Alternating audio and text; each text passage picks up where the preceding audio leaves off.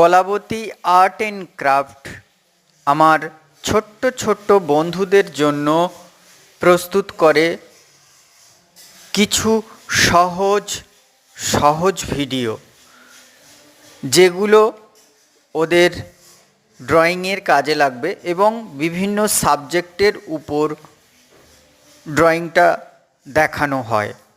যদি আপনাদের ভালো